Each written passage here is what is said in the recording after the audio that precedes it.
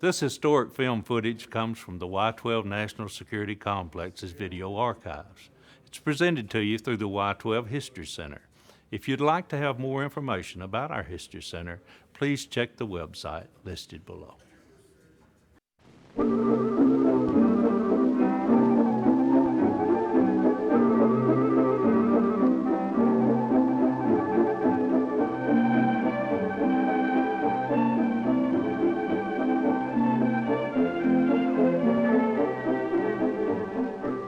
At the Oak Ridge Y-12 plant, a development program is continually underway to improve the accuracy of machine tools used in fabricating materials for the nation's space, defense, and nuclear energy programs. A recent innovation in machine tooling is this research machine developed for Y-12 by DuPont. It demonstrates the possibility of controlling all variables involved in the cutting process. This equipment makes only solid spheres and hemispheres.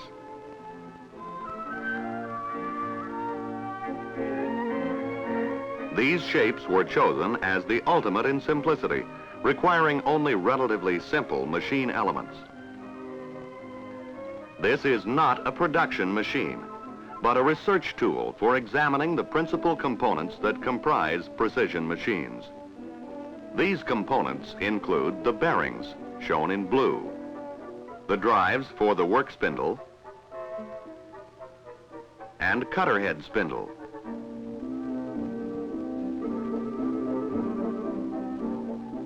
The cutter head and knife,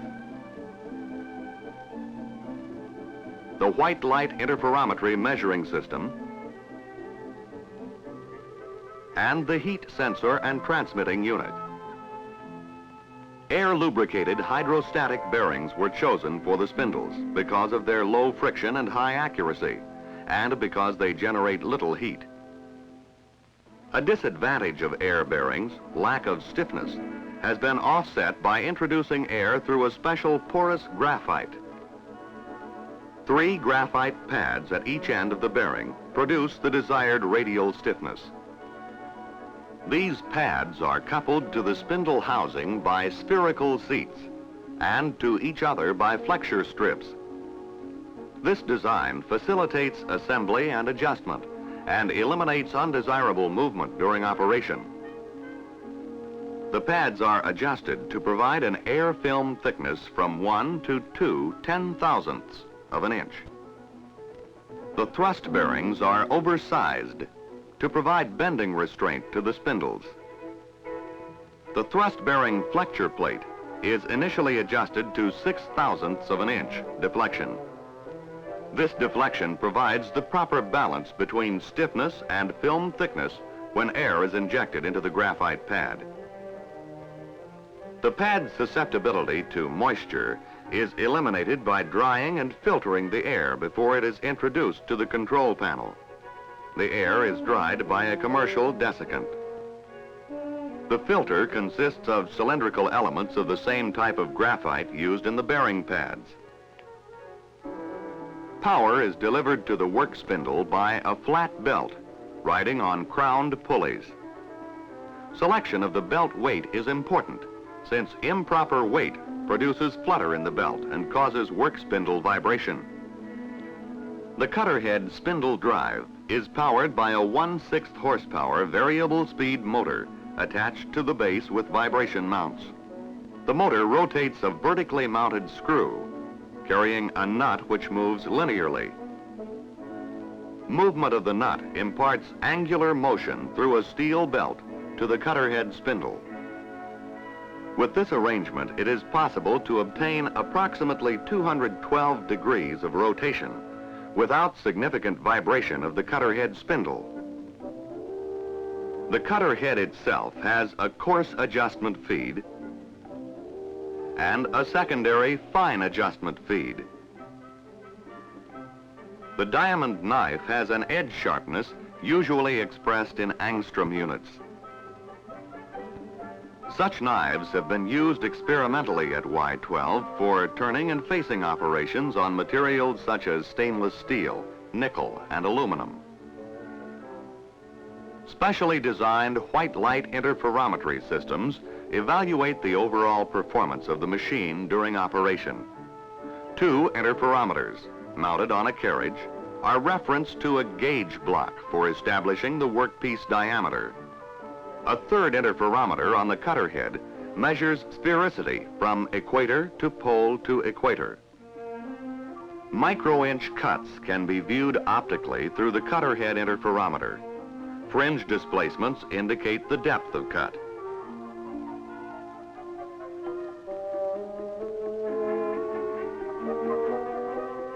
To make a final cut, the workpiece is dynamically balanced, in place, on the machine. A stroboscopic light is synchronized with the rotational frequency of the work spindle, in this case about 2,000 RPM. This light illuminates an interferometer on the carriage, and through a time delay system enables the taking of interferometric readings at pre-selected intervals around the workpiece. These readings are plotted on a polar graph. This dynamic plot is compared with a static plot previously obtained to determine the location and approximate magnitude of any correction weights required. By this procedure, the workpiece may be dynamically balanced within 2 microinches of the static balance.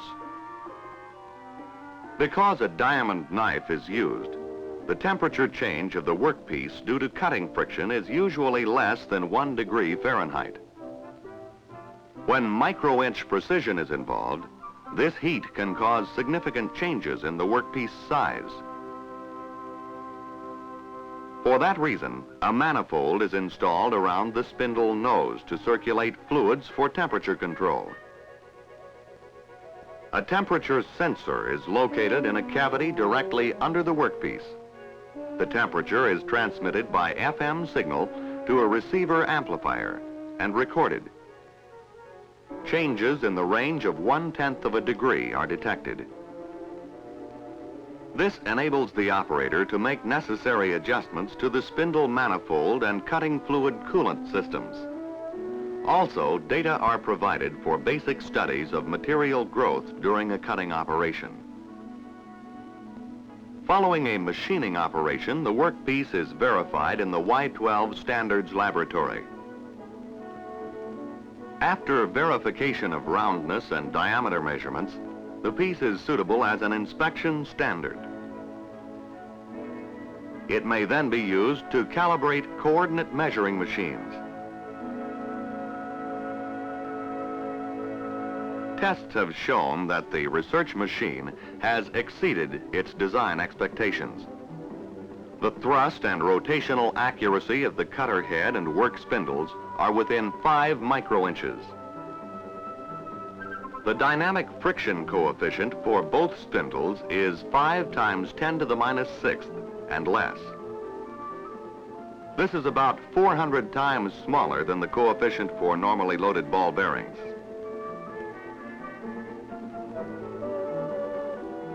The dynamic balance of the work spindle maintains rotational accuracy at speeds up to 2,000 RPM.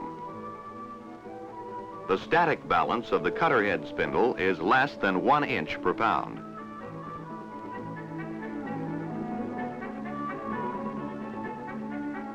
The tool feed mechanism moves the tool in increments as small as 5 microinches.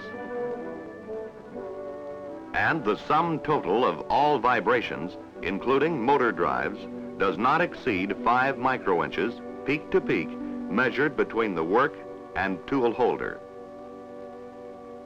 Data developed with this machine are playing an important role in the design of a new generation of machine tools.